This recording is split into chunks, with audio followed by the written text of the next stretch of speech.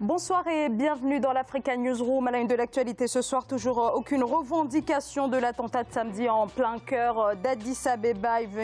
Il visait le Premier ministre Abiy Ahmed alors qu'il tenait un meeting dans la capitale éthiopienne. Le bilan s'est alourdi à 2 morts et 150 blessés. 6 personnes soupçonnées d'être impliquées dans l'attaque auraient été arrêtées, annoncent les autorités. Cette attaque intervient dans un contexte de multiplication des réformes du nouveau Premier ministre Abiy Ahmed. Geste inédit d'apaisement envers les ethnies qui s'estiment marginalisées. Geste également vis-à-vis du voisin érythréen. Alors ce réformisme a-t-il été la cible? Faut-il voir dans cet attentat de samedi la conséquence de rivalités internes? On en parle dans le débat. Puis, quelle protection sociale pour les Africains? Question dans 20 minutes. Nous parlerons du régime d'assurance maladie universelle. Alors, des pays comme le Rwanda et le Sénégal, c'est au tour du Mali d'intégrer le système, un régime qui constitue pour le gouvernement un premier pas vers la mise en place de la CMU. Couverture maladie universelle discutée également au sud du continent, en Afrique du Sud, pays où l'accès aux soins est l'un des plus inégalitaires au monde. Et pour en parler avec moi sur ce plateau, monsieur Emmanuel Dupuis, bonsoir. Bonsoir. Vous êtes président de l'Institut Prospective et Sécurité en Europe, professeur également, professeur associé à l'Université Paris-Sud. À mes côtés également, madame Lady Ngomangue-Epessé, bonsoir. Bonsoir. Vous êtes conférencière également fondatrice de l'Alliance des femmes de médias. Et à vos côtés, maître Adoté Blivi, bonsoir. Bonsoir Zara. Vous êtes avocat au barreau de Paris. Merci à tous les trois d'avoir accepté notre invitation. Place tout de suite à l'actualité politique.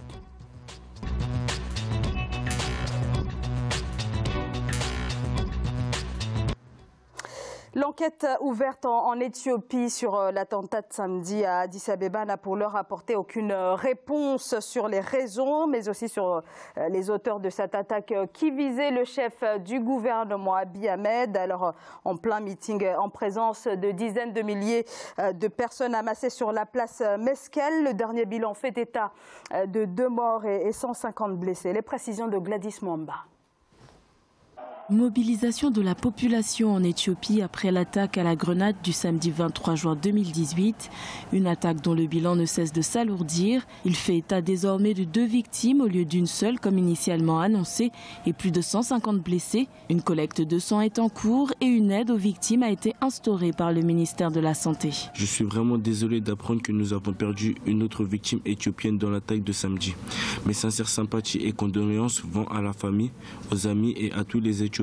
Pour certains observateurs, il ne fait aucun doute que le Premier ministre Abiy Ahmed était visé. Depuis sa prise de fonction en avril 2018, le premier chef du gouvernement éthiopien, issu de l'ethnie Oromo, a opéré des changements majeurs. C'est d'ailleurs son programme de réforme que le jeune Premier ministre était venu présenter devant des dizaines de milliers de personnes à la place Meskel, dans le centre d'Addis Abeba. Sur la centaine de personnes blessées suite à l'explosion, environ 40 ont été hospitalisées et 5 sont toujours dans un état critique. L'un d'entre eux a dû subir une intervention chirurgicale d'urgence, car elle souffrait d'une blessure vasculaire aux jambes, et c'est une blessure vasculaire majeure. Il était sous le choc et il a été opéré pour ça. Et nous avons réussi à panser la blessure. Il est encore sous le choc. Il a besoin de plus de sang. Nous avons encore 2 patients qui auront besoin d'intervention chirurgicale d'urgence. Les autorités ont depuis procédé à l'arrestation de 6 personnes soupçonnées d'être impliquées dans l'attaque qui n'a toutefois pas encore été revendiquée.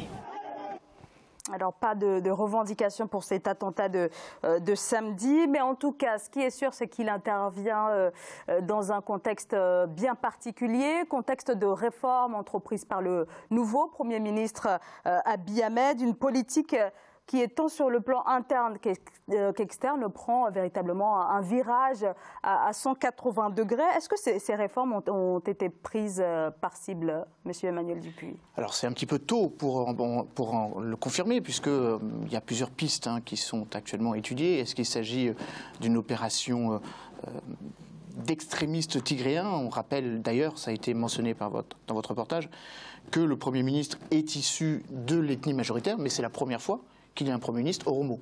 Donc ça peut créer des tensions avec l'autre ethnie, les Tigriens, et donc provoquer un certain nombre de ressentis. D'autant plus évoqué que le Premier ministre a engagé, comme vous l'avez dit, une série de réformes sur le plan économique, mais aussi sur le plan de la question, par rapport à la question internationale, ne serait-ce que par rapport à la question du voisinage. Pour rappel, par rapport à vos téléspectateurs, il y a 20 ans de cela, les deux pays se sont fait la guerre et quelques années précédemment, ils se sont séparés l'un de l'autre. Une guerre qui a fait entre 20 000 et 70 000 victimes, selon les estimations d'un côté comme de l'autre. Et donc le ressenti est encore très fort. La communauté internationale incite les deux pays à reconnaître une frontière que ni l'un ni l'autre ne veut reconnaître. Je dis cela pourquoi? Parce que le Premier ministre, lui-même ancien général, jeune général, 41 ans, avait commencé à engager une série de réformes, libéralisation de l'économie, mais également libération d'un certain nombre d'opposants politiques, volonté de rendre quelques territoires qui avaient été donc récupérés sur le territoire érythréen, et c'est peut-être là la clé ou la piste à privilégier, la mise au pas d'un certain nombre de responsables de l'appareil sécuritaire, majoritairement issus de l'autre ethnie tigréenne. Voilà, donc je termine d'une phrase. Deux options, soit c'est un coup bien préparé, et auquel cas, je m'étonne que le bilan n'ait pas été plus important, ou alors ce sont des extrémistes, des jusqu'au-boutistes, qui n'ont pas d'agenda politique, ou en tout cas d'agenda politique visant à déstabiliser plus que l'attentat de samedi. C'est la raison pour laquelle peut-être il n'y a pas eu de revendication telle qu'on aurait pu l'imaginer par rapport à l'opposition très forte que le Premier ministre Abiy Ahmed avait évoquée, notamment lors de ce meeting contre le Front Libération du Tigré, par exemple, de l'ancien président Zenawi. Lady Ngomongue PC. Alors à cela, j'aimerais rajouter qu'on marche tous sur des œufs, pas encore de revendication. À qui cela profite-t-il? C'est vrai qu'il y a cette volonté de réconciliation avec le voisin érythréen. Est-ce que ce que l'on désigne comme étant l'Afrique enchantée, l'Afrique ne serait-elle pas légitime à vouloir la paix? On entend là qu'il veut des choses tout simplement, simples, revenir à une relation avec son voisin plus apaisée, une relation plus apaisée aussi à l'intérieur du pays.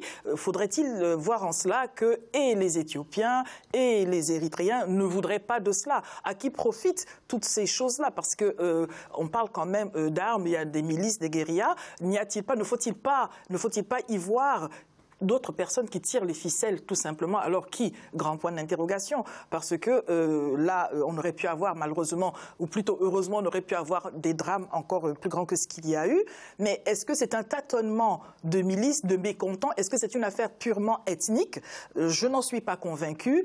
Cela convient toujours à d'aucuns qu'il y ait tout ça qui ne tourne pas rond, tout simplement.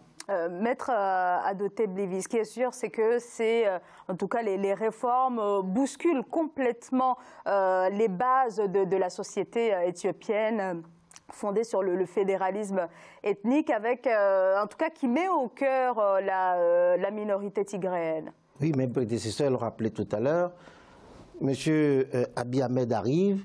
Il engage des réformes, toute une série de réformes, aussi bien dans le domaine économique, dans le domaine politique, libération des prisonniers politiques et surtout le fait qu'aujourd'hui il y ait un Oromo à la tête du gouvernement, ça peut susciter des mécontentements. On a cet attentat, on peut dire que ça c'est une menace. Ou bien un avertissement qu'on lui donne, qui ne pourra pas aller jusqu'au bout de son programme. Mais pour l'instant, on n'en sait strictement rien. Déjà, le bilan, on va dire, minoritaire, parce qu'il n'y a eu que 2 morts et 150 blessés, ça aurait pu être plus grave. Est-ce que c'est véritablement lui qui est visé? L'enquête est encore au début, il y a le balbutiement de l'enquête qui permettront après de vérifier si tout cela concernait directement le chef de l'État ou bien c'est juste une menace pour le programme de série de réformes qu'il a voulu engager. À tout état de cause, il faut reconnaître que l'Éthiopie, avec son passé est bouleversé par la guerre avec l'Érythrée, aujourd'hui doit aller de l'avant. Donc son prédécesseur d'ailleurs a péri aussi dans un attentat, mais ce n'est pas le même raisonnement, ce n'est pas le même motif. Attendons de voir l'issue de l'enquête pour savoir si véritablement ça concernait le Premier ministre ou bien son action proprement dite.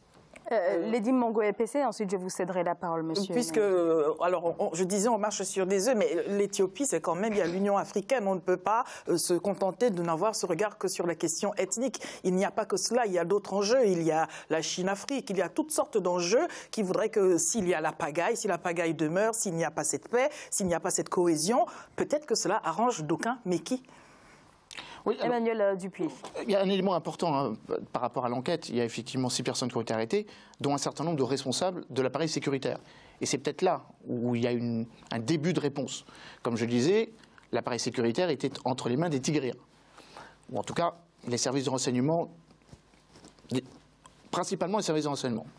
Il se trouve que le Premier ministre a voulu réformer de l'intérieur tous les pans de la société. Et donc c'est peut-être en les touchant eux qu'il a peut-être détonné des comportements plus violents, ou en tout cas qui ont toujours été violents verbalement, mais qui là deviennent violents physiquement. Je rappelle quand même que le Premier ministre a été nommé Premier ministre par consensus parce que la coalition au pouvoir n'avait pas d'autre choix. Soit elle rajeunissait ses cadres avec le Premier ministre, ou elle finissait balayée, au sens propre du terme, comme ça a pu être le cas dans d'autres pays. Donc je crois qu'il y a vraiment, au-delà de ce qu'a dit Lydie, il y a évidemment l'impact international. Forcément, la focale médiatique est plus forte parce qu'il y a l'Union africaine, parce qu'il y a eu le sommet de l'Union africaine, parce qu'il va y avoir de le la sommet de Chine. l'Union africaine, parce que le bâtiment... Oh que oui, ça n'est pas un terrain juste neutre. Il y a eu... Je reviens de Chine, donc je peux le confirmer. Oh que oui, bien sûr, le bâtiment de l'Union africaine a été livré par la Chine, truffé de petits cadeaux par-ci, par-ci, par-là. Mais je crois que ce qui est vraiment très important, c'est qu'on a là, dans cette région, un condensé de toutes les problématiques africaines. L'enclavement. L'Éthiopie a un besoin de sortir de son espace géographique. C'est la raison pour laquelle il est fortement impliqué aussi, faut-il le rappeler, dans la lutte contre le terrorisme. Ce n'est pas du terrorisme tel qu'on l'entend traditionnellement ici, islamiste, mais il est fortement engagé au sein de la MISOM en Somalie. L'Éthiopie et l'Érythrée sont l'objet aussi de jeux de superpuissance. L'Arabie saoudite d'un côté, l'Iran de l'autre. On sait bien que l'Érythrée est très proche de l'Iran, on sait bien que l'Arabie saoudite se cherche des partenaires dans la région. C'est la raison pour laquelle elle va ouvrir une base prochainement à Djibouti, après la méga base chinoise qui a été ouverte en mai de l'année dernière. Donc il y a évidemment tous ces enjeux qui rendent cet attentat, qui n'en est un petit peu suspect, mais de là à y voir une volonté de mettre, comment dire, de perturber le jeu politique de manière définitive, je ne crois pas, parce que sinon, l'attentat aurait été beaucoup plus violent et le Premier ministre aurait sans doute été ciblé davantage. Alors, est-ce que vous avez dit le mot tout à l'heure, Maître Blivier, est-ce qu'il s'agirait d'un avertissement finalement? Moi, je crois qu'il faut... mais ça consiste aussi à le ralentir dans son élan, parce que quand il arrive, il veut faire des réformes. Il y a beaucoup d'anciens du gouvernement qui n'acceptent pas ce qu'il est en train de faire. Ça, c'est une évidence. Donc, on veut le menacer, on veut lui donner un avertissement, de telle sorte qu'il puisse se revenir en arrière, revoir la situation. Mais je ne sais pas si ça va influencer sur son programme. Nous allons attendre de voir.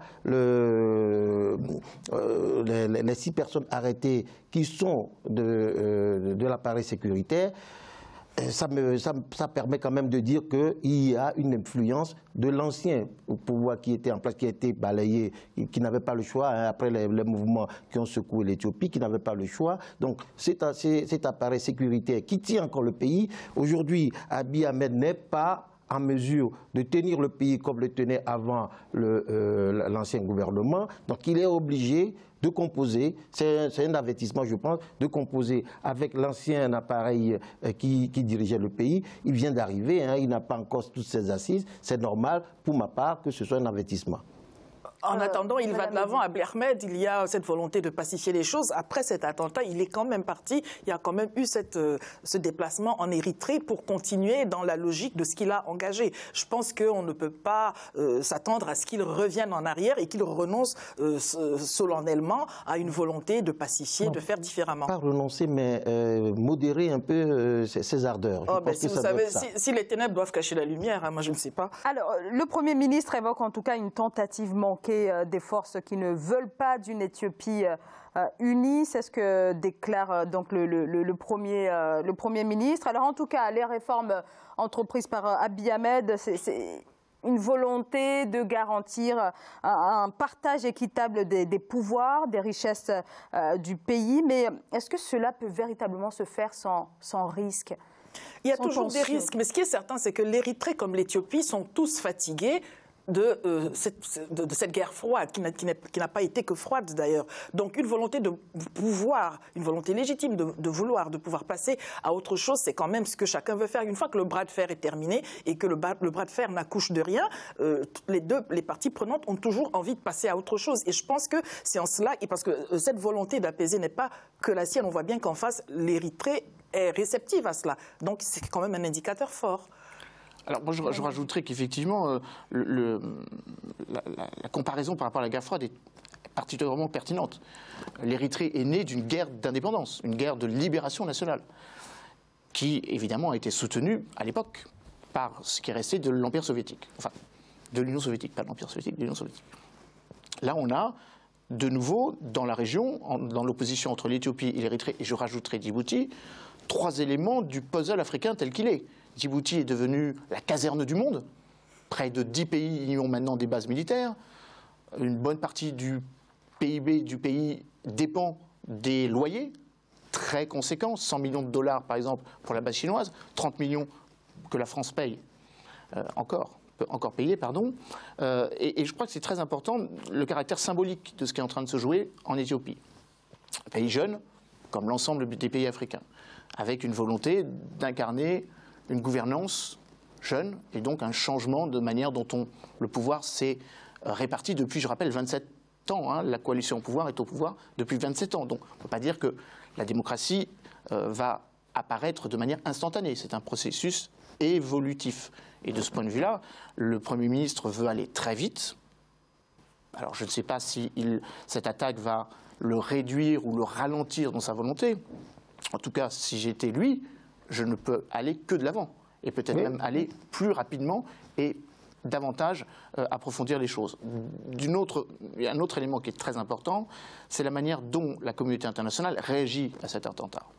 Et je crois que c'est très important au moment où l'Union africaine est en train de se constituer, de se reconstituer, que les communautés économiques régionales sont devenues des réalités stratégiques, que la zone de libre-échange du continent depuis mars dernier, est aussi une réalité, que l'Afrique doit aussi s'incarner par ses leaders vertueux.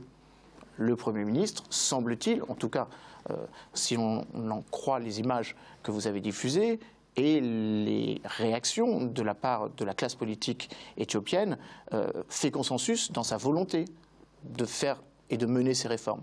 Donc je crois que c'est très important de notre part que nous soutenions ce processus et que nous cherchions à aider le Premier ministre sans ingérence, mais à l'aider d'autant plus, encore une fois, que le siège de l'Union africaine est sur place. C'est la raison pour laquelle le président Mohamed Faki a tout de suite dit que l'Union africaine apporterait toutes ses capacités d'enquête pour aider le Premier ministre.